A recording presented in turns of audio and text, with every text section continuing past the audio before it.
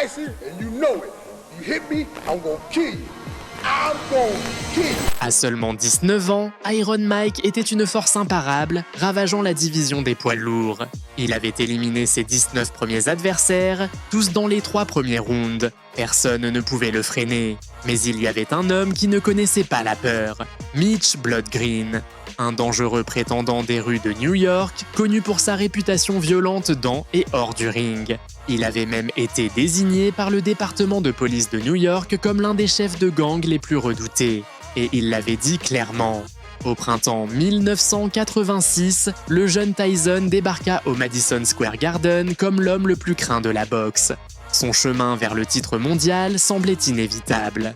Mais en face de lui se trouvait un rival 10 ans plus âgé, avec de l'expérience, de l'endurance et une attitude qui ne connaissait pas la retraite.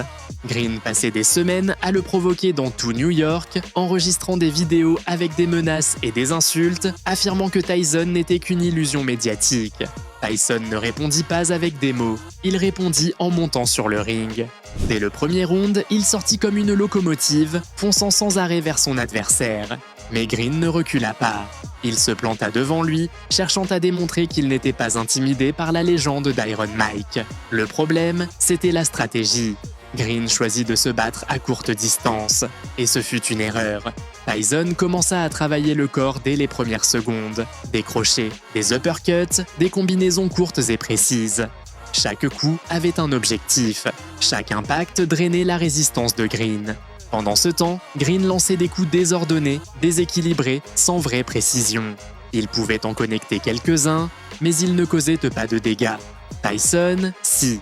Toujours agressif, la tête en mouvement, raccourcissant la distance, restant collé à la poitrine de son adversaire. Son style était simple, une pression constante jusqu'à te détruire.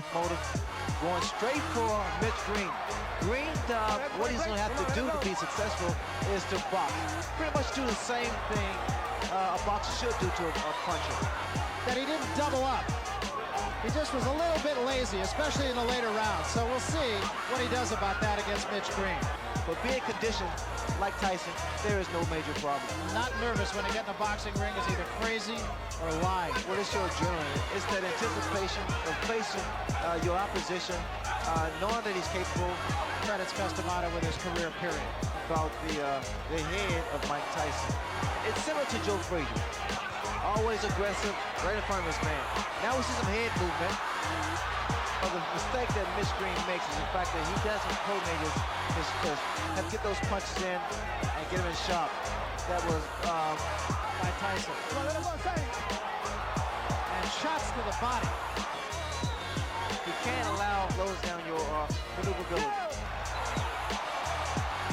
Au deuxième et au troisième round, l'écart devint évident. Green commença à saigner de la bouche. Sa mobilité s'évanouit, sa respiration devint lourde. Tyson, lui, continuait d'avancer comme un chasseur, punissant peu à peu sans se presser, comme un chat qui joue avec sa proie. L'arbitre dut avertir Green pour ses clinches répétées, et ce n'était pas un hasard.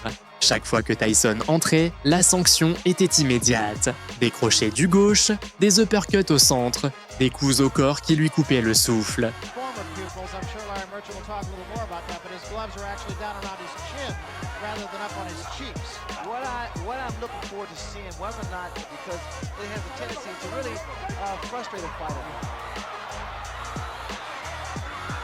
Good left hand by Tyson.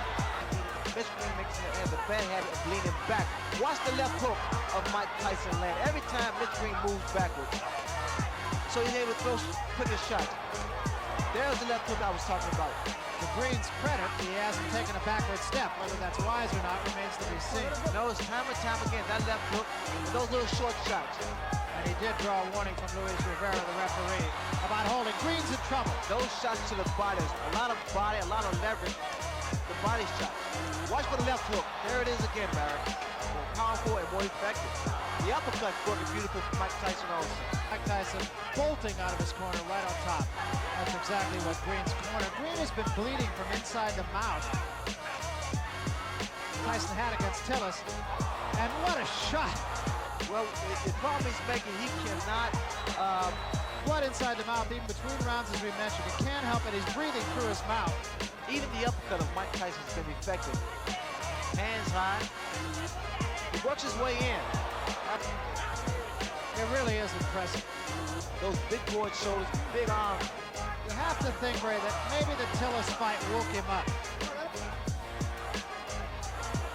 Au 5e round, Green saisissait déjà la réalité. Il n'était pas face à un homme, il était face à une force de la nature. Il tenta de survivre comme il pouvait, en s'accrochant, en serrant, en ralentissant le rythme, transformant le combat en une guerre d'usure, essayant d'aller jusqu'au bout. Et il y arriva. Mais à quel coût? Incidentally, although it's not that important, just a second ago, and Mick Green indicated that he was boxing to Tyson, because Tyson's going straight ahead. He's coming straight ahead. Tillis fight, he fought hard for about 5 rounds, and then he seemed to coast a little. Slim punches. Big right hand. Big, and that wobbled Mitch Green for a second there. The reason you tie a fighter up is to at least clear your head, or either to draw his time. Well, just how hard Mike Tyson hits can be learned in talking to some of the people he fought. Look at here. Just laughing at him.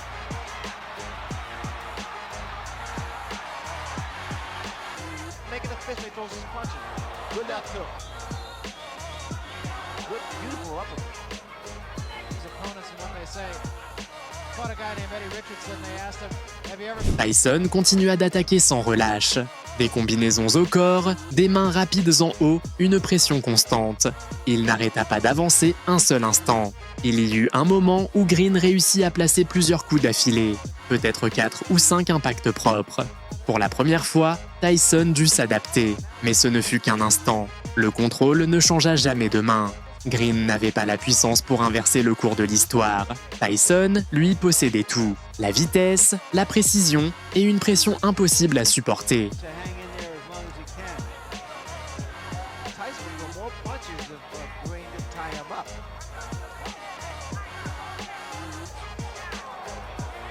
For Tyson. And now we see Mitch Green.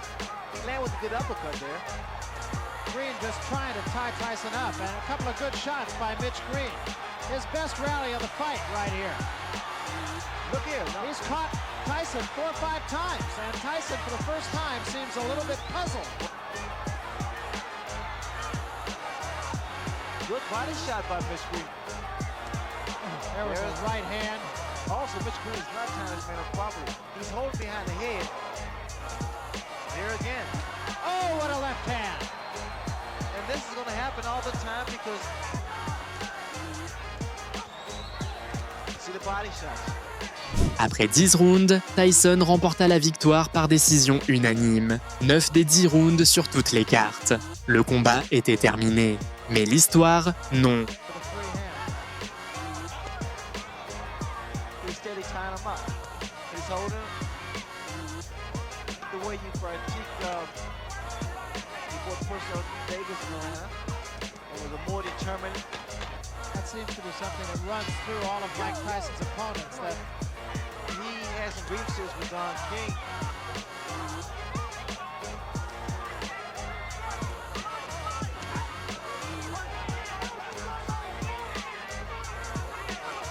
What's going to happen as Tyson gets further and further into his career, he's going to figure out a better way to approach fights like this, especially if you have the power, opponents more tactically. You learn how to cut the ring off. Moving that head very well, Tyson. Took a couple of shots, but still. I'm probably see with Tyson. In fact, he pitched blood green. The crowd not real thrilled with the goings on here. Boxer, puncher, and it's been pretty much of a dance for Mitch Green. And we've come to just about the end of it here. Another day in the classroom. Big left hand to end things. For the winner, for his 21st straight win and his very first, Mike Tyson. 2 ans plus tard, Mitch Green croisa à nouveau le chemin de Tyson, hors du ring, dans un commerce de Harlem, complètement hors de contrôle, réclamant de l'argent et une revanche. Tyson ne parla pas, il agit. En moins de 20 secondes, l'affrontement de rue prit fin. Green ressortit avec l'orbite de l'œil fracturée. Et il fut clair une bonne fois pour toutes. La réputation de la rue ne vaut rien quand tu es face à un vrai monstre. C'est ainsi qu'un adolescent domina celui qu'on appelait le roi des rues de New York, et prouva définitivement qu'avec Mike Tyson, on ne plaisante pas.